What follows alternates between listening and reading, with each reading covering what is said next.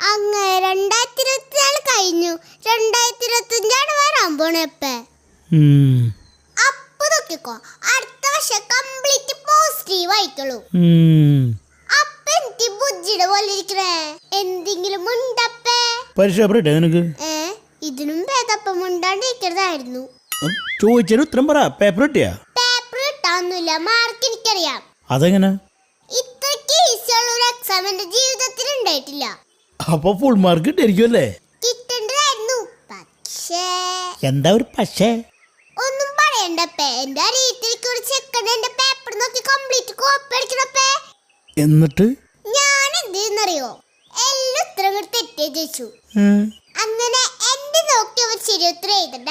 എന്നിട്ട് അവസാനം ശരിയാക്കി എഴുതിയില്ലേ? അവിടെ ടെസ്റ്റ് ശരിയാക്കി എഴുതാതെ വിചാരിച്ചപ്പോഴേക്കും ബെല്ലടിച്ചു. ആ തെറ്റിയത് പേപ്പർ ടീച്ചർക്ക്